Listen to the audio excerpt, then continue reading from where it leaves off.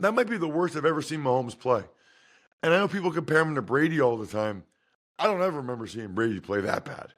In a game of that magnitude, I cannot recall that. You're tuned in to the Ross Tucker Football Podcast, guiding your gridiron journey, none other than your host, former NFL lineman, Ross Tucker.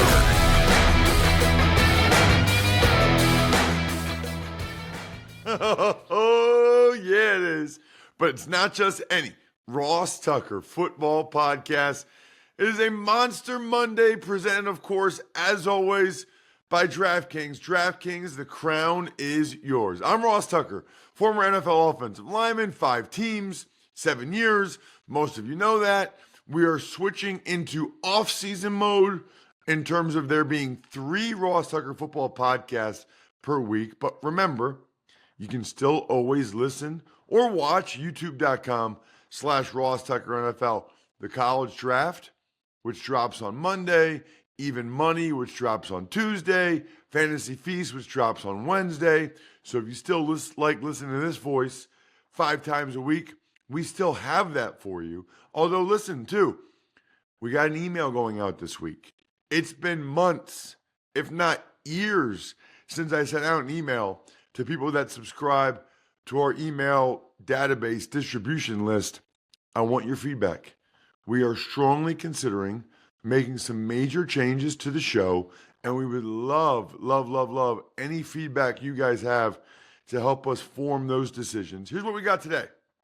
A couple of awesome interviews from late last week. I actually talked to Arik Armstead Thursday at the Super Bowl. Then he won the Walter Payton Man of the Year that night. I talked to Luke Kuechly on Friday after he found out he did not make the Hall of Fame in his first year on the ballot. So not a first ballot Hall of Famer. So 2 awesome interviews with some really impressive guys that were just in the news late last week that we will get to. Then, of course, got to get my thoughts on last night's game, as well as just my last 24 hours, just the whirlwind that I've been on. But we'll start with Arik Armstead because he won the Walter Payton Man of the Year award. There is no more prestigious honor that a guy can win in the NFL than the Walter Payton Man of the Year because what it signifies. And as you'll be able to hear from this interview, there's certainly a reason why Arik Armstead won this award. It's incredibly impressive. He's presented by Labatt Blue Light. Drink some Labatt Blue Lights with your friends. Live life to the power of we. Always enjoy responsibly. Beer, Labatt USA, Buffalo, New York. The Big Show. I love getting a chance to talk with active players, especially guys that I played across from for a long time. Not actually Arik Armstead, but guys like Arik. It's funny, Arik, when I played, you know how you and DeForest were these 2 6'8" guys for the Niners for years? Mm-hmm. My second start in the NFL was for the Cowboys against the Jaguars. Okay. And it was Marcus Stroud and John Henderson. Sheesh. I don't know if you remember those guys, but do. they're both like you guys, like 6'8". I came out of the huddle like, you got to be kidding me, bro. Like, we are not the same species. Yeah. But interestingly, I was able to I cut them a lot in that game. Yeah. Like, they were firing off so hard. So I want to start with, like, a technical football question. How do you protect your legs? And have you ever found that the height is a disadvantage in that regard? In terms of cut blocks, I mean, that might be, a part of the game plan. I think cut blocks have, kind of scaled back a lot. I think these new offense coordinators, don't really want bodies on the ground. They want running lanes for the running back. So I think cut blocks have kind of scaled back. You still see it as some, but you don't see it as much as you used to. I didn't realize, Arik, until I was doing research on you. You played hoops at Oregon for a little bit. Yeah, for a little bit. What position? I was like a 4-man. Okay. Yeah. How far do you think you could have taken hoops? If I just focused straight on basketball, I think I could have been a pro. I don't know if I, NBA possibly, maybe could have went to the G League, played well, got in Europe, there. man. Guys make good money in Europe, too. I think I could have been a pro, though. I think you picked the right sport. For sure. Tell me what's the biggest difference that you noticed in the organizations between the Niners and the Jags, right? You were with San Francisco for so long, so much success. You go to a team in Jacksonville that has talent, but for whatever reason hasn't been able to put it together. Is there something you can put your finger on as a guy that's been in multiple organizations now? Yeah, I mean, it's definitely different. You got to take into account that Jacksonville is a new organization, 1995. Right. And with that, there's going to be, time, a learning curve and kind of things that you have to figure out. And, I think obviously the Niners are one of the premier organizations in the NFL in terms of, winning and excellence and also too just the history of the organization. And there's a lot that kind of comes with that. But I think in Jacksonville, the thing that is cool that when I walk around is like everything that you do is adding to that legacy. That legacy. Yeah. There's opportunity there to add to that legacy, to be the first to do this or be the first to accomplish this, be the first team to, hopefully win a Super Bowl. So there's that as well too that is enticing, and you have an opportunity at your hand to leave your mark and make a huge legacy. Whereas, with the Niners, it was more so continuing a legacy that was built.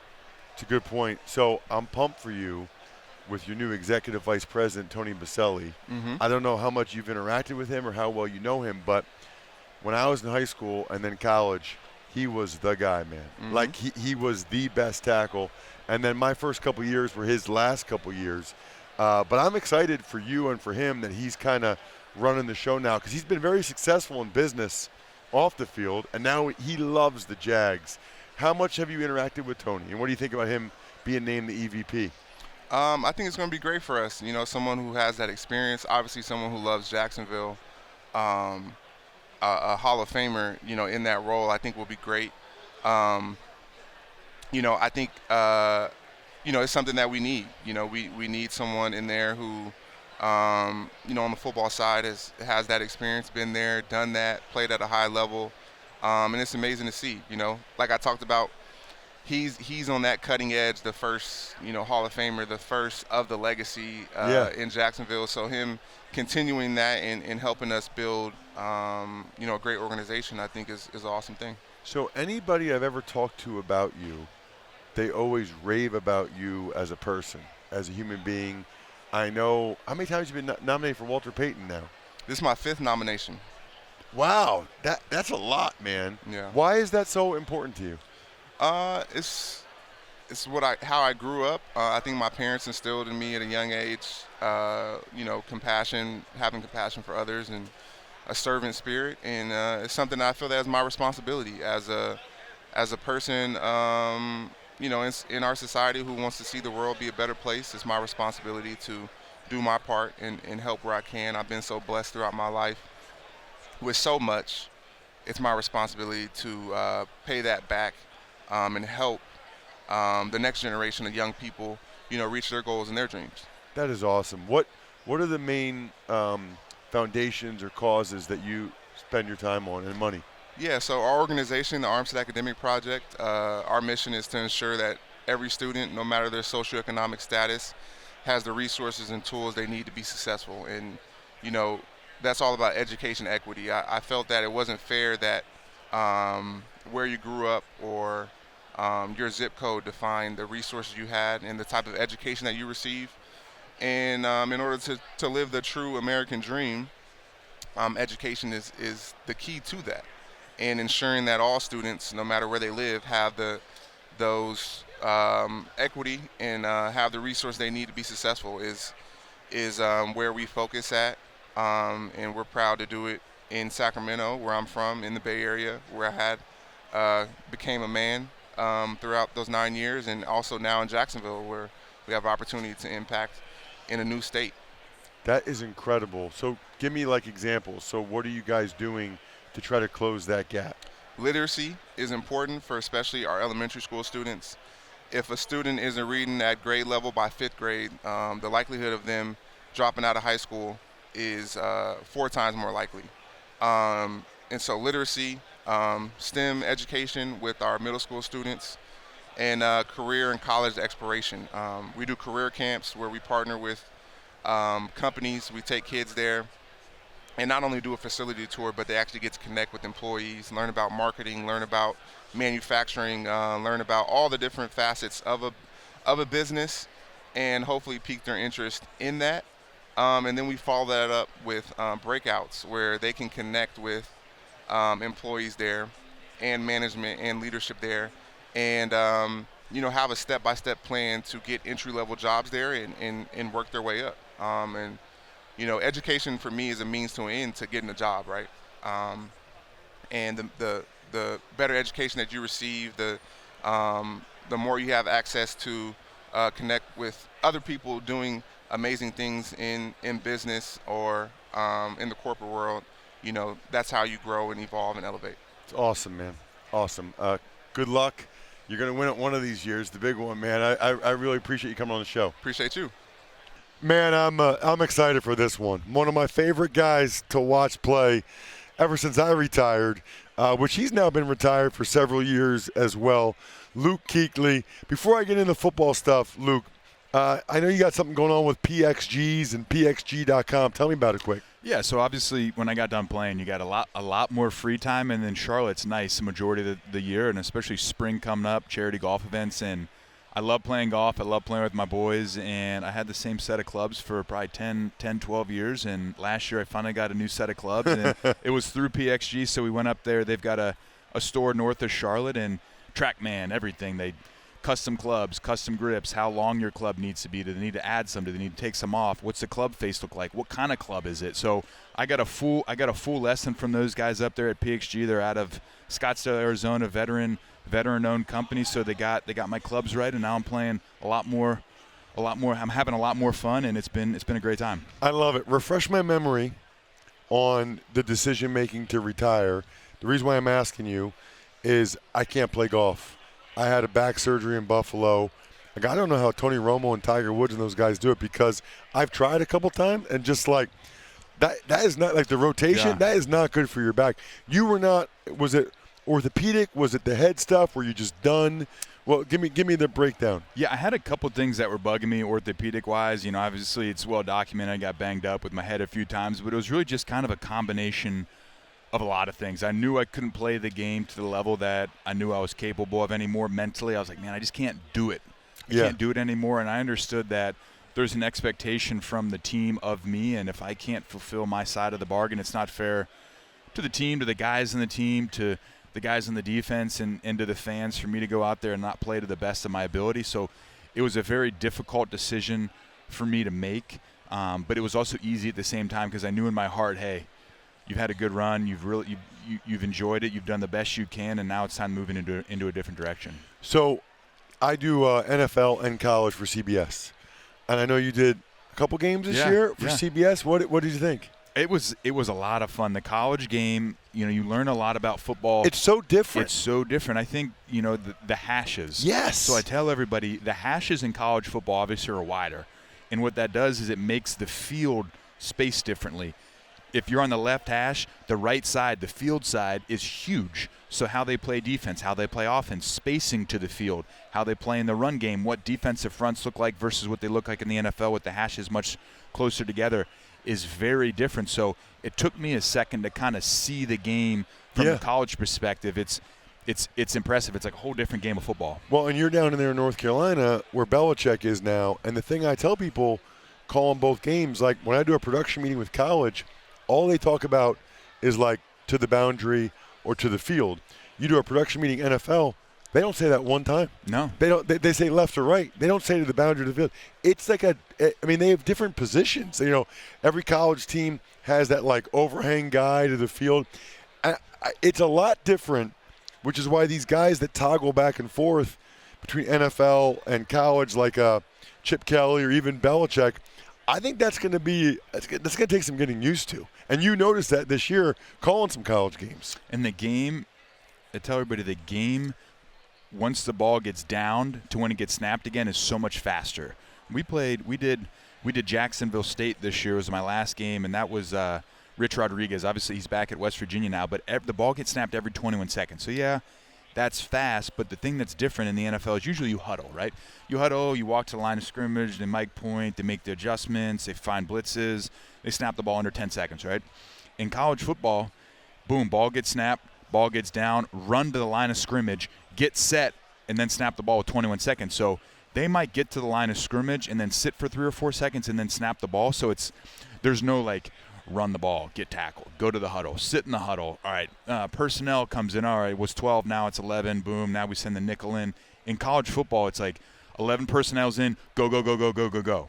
And it's much faster in between whistles than it is in the NFL. So prepping for the game, sometimes I can't believe how many snaps there are. You know, like 100 of them. Watching the game before, I'm like, oh my gosh. You know, NFL's not like that because I know I got to watch every snap. So we're recording this interview Friday before the Super Bowl. Last night, NFL Honors Hall of Fame came out. I was very surprised you did not get in on the first ballot. First of all, kudos to you for still being here, because I think there's probably other people that would have canceled. They wouldn't want to just deal with the questions. I'm sure I'm not the first person to ask you today your reaction to not making the Hall of Fame and how you feel about it. Yeah, I think you look at it and you looked at the guys that got in, and you look at you were in the top 15 of a highly elite crew. Like, man, that is awesome. But then you look at the guys that got in, and you know, I got to play against Antonio Gates when he was in San Diego with Phil Rivers at Qualcomm. It was my rookie year, and I got to play against Antonio Gates. Like, that was obviously awesome, and for his career and him to get in is fantastic. 100% deserves it. Then I got to play with Jared Allen. So Jared got traded to us in 2015. He was in Chicago. I forgot that. Yeah, he was in Chicago, then came to us the Super Bowl year. So I got to play with Jared Allen. You talk about a guy that can sit in the training room and drink coffee and tell stories. That's Jared Allen. So he was a great teammate, ton of fun to be around. Obviously a sack celebration. The first time I saw that, my head almost popped off. And then Sterling Sharp, everyone knows Sterling Sharp, a guy that career was ended probably way earlier than he probably would have liked it to be. And then Shannon talked in his acceptance speech about, I'm in the Hall of Fame, but I'm the second best player in my family. So like for him to get in, awesome, deserves it. And then Eric Allen, I think it was 19 years he sat on the ballot. So for him to get in too, it's those guys get in, they 100% deserve to be in. I'm happy for them. They did a great job for the NFL. And man, you know what? It's one of those things. I love the game of football. I love everything that it's done for me, and to be mentioned in that group of 15 is really special. So man, I'm thrilled. And you're going to get in. It's a matter of time, and I'll be excited when you do. Loved watching you play. Just listening to you talk, I forget, have you done some coaching or have you done some front office stuff? So I got done playing in 2019. 2020 I was in the scouting department with the Carolina Panthers. Okay. And you learn so much about the league, what plays in the league. You know, for me it's what matters, arm length, speed, how old they are, especially when they come out of the draft. How old is he when he gets drafted? Say he's a 23, 24-year-old guy. By the time he hits his second contract, now he's 28. So how does that affect the money? And so to me, that was awesome. You learn about the league. And then the last 3 years, I coach a youth football team with Greg Olson, Jonathan Stewart, Greg's dad, Chris, and Todd Blackledge at a school in Charlotte called Charlotte Christian. So we have high school? No, it's 7th and 8th grade. Oh, okay. So we followed Greg's son. He was 11U 2 years ago, 12U last year, and now he's in 7th and 8th grade football, and we'll just keep rolling with him. And it's a great time for us all to get together and be around each other and talk football and have a ton of fun with these kids. It's great. Dude, I love it. I'm close with Tony Baselli. Yeah. Who had his career shortened. Took him a few years to get in the Hall of Fame. He was just named the EVP of football ops for the Jaguars. I can see you in a role like that if you want it. You know what I mean? Like, whether it's coaching or in front of, I can totally see you doing that. Thanks for coming on the show, man. Really appreciate it. Thank you. Appreciate it. Well, there's going to be a lot of little kids in the Philadelphia area that are into football these days, but will they really understand it? That's the question. They will if you get them the coolest gift you could ever get anyone ages 4 to 10, or anyone you know that has kids or nieces, nephews. It's futurefans.com. It's only $49.99. It's founded by two dads that love football, just like you, just like me. they had trouble getting their kids to be able to understand the game and sit and watch the game with them, which, by the way, last night, Helen and Tess, my daughters, were asking me so many questions. It was wonderful, but it also reinforced I probably didn't do the best job of explaining football to them when they were younger. Don't make the mistake I did. Go to futurefans.com now and get yours. Was talking with you guys about Smirnoff all season as the official sponsor of the Ross Tucker Football Podcast and an official vodka partner of the NFL and Super Bowl 59. I love that at Smirnoff you can get the world's #1 vodka without breaking the bank. I call that Smirnoff Extraordinary. I don't call it that. They call it that, but I go with it because I think it's actually funny in that commercial. They still got those drops with the Smirnoff Extraordinary items, SmirnoffDrops.com. Please drink responsibly. Smirnoff number 21 vodka, distilled from grain, 40% alcohol by volume. The Smirnoff Company, New York, New York. Pricing is at the sole discretion of the retailer and may vary by state. Please do not share with anyone under legal drinking age. Smirnoff, we do game days. Tuck's Takes. All right, Ross, you had a pretty calm weekend. It ended with the Eagles. They won Super Bowl 59 in dominant fashion over Kansas City Chiefs. Your thoughts? Yep, I'm sensing your sarcasm there, Jack. So I can't remember, to be honest with you, Jack, maybe you remember. I can't remember how much of this we talked about, but to try to make a long story short, I flew back on Friday from New Orleans to my home in Pennsylvania, which was the original plan.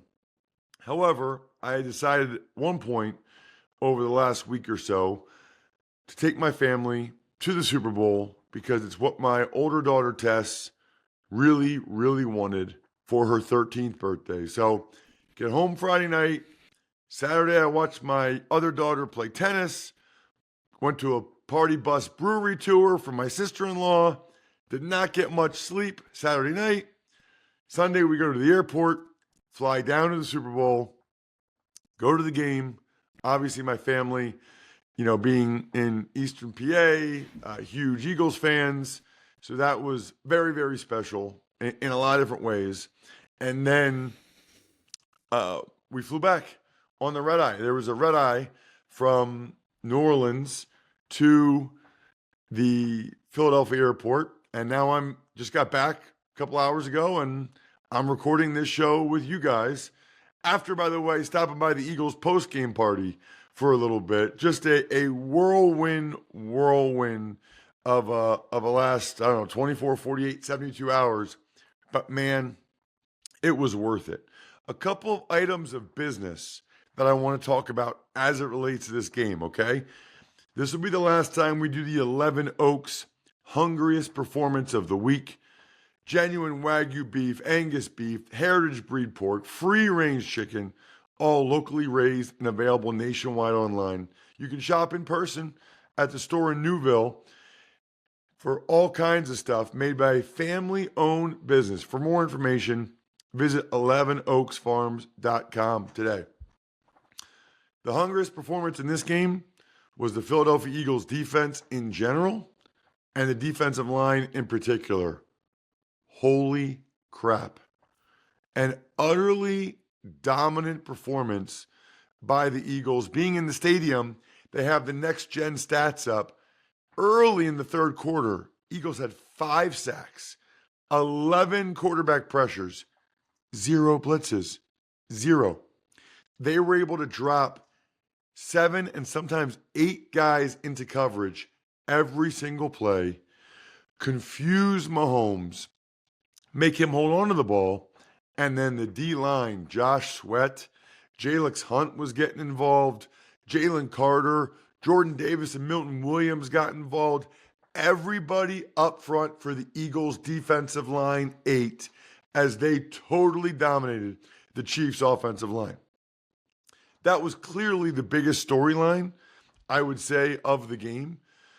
Obviously, Cooper DeJean's pick 6 was the play of the game for the Eagles because it was 10-0. And, still seemed very competitive game. But then when he picked off Mahomes and took it the other way, that just doesn't happen to Mahomes. It just doesn't happen. But it did in this game.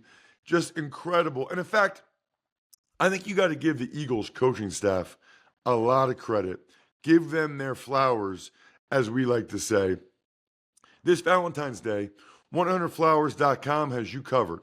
Order early and score huge savings, like double the roses, for free. Act now. Visit 100flowers.com/Ross. I want to give flowers to the Eagles coaching staff. I thought Kellen Moore called a terrific game as the coordinator who's headed to New Orleans. Sirianni clearly had them ready. But how about Vic Fangio? You don't see a defense confuse and shut down Andy Reid and Patrick Mahomes like Vic Fangio's crew did in that game Sunday night. Listen, I know they have a really talented defense, but not like that. I mean, we know what Andy Reid and Mahomes are like on third downs. They couldn't convert a third down to save their life. Vic Fangio, one of the finest performances by any coordinator we've seen in the Super Bowl, or any big game for that matter, in a long, long time. Jack, I got to tell you, just being there, it was stunning to behold. Absolutely stunning. Well, listen, Jalen Hurts played very well for the Eagles. I think the Chiefs actually deserve a decent amount of credit for what they did to Saquon Barkley, although he still has that record now for the most yards running the football by any player in NFL history in a season, including the playoffs. And he got the Super Bowl. That is a pretty cool stat, right? To have all of those, to get the kind of the cooler record and the Super Bowl ring. Hurts played very well. Certainly outplayed Mahomes. That might be the worst I've ever seen Mahomes play. And I know people compare him to Brady all the time. I don't ever remember seeing Brady play that bad. In a game of that magnitude, I cannot recall that. Maybe I'm missing something. You guys can let me know. Other than that, a lot more on this game with Greg Cosell on Wednesday, and my thoughts on NFL honors and more. I think we're done here. Thanks for tuning in to the Ross Tucker Football Podcast. Make sure to also check out Even Money, Fantasy Feast, and College Draft, all on the DraftKings Network, YouTube, or subscribe to the podcast on your favorite platform. Shout out myfrontpagestory.com. By far the best Valentine's Day gift ever. And no, it is not too late. BackOfficeScheduler.com, HumanHeadNYC.com, Sporticulture, and Pizza Boy Brewing.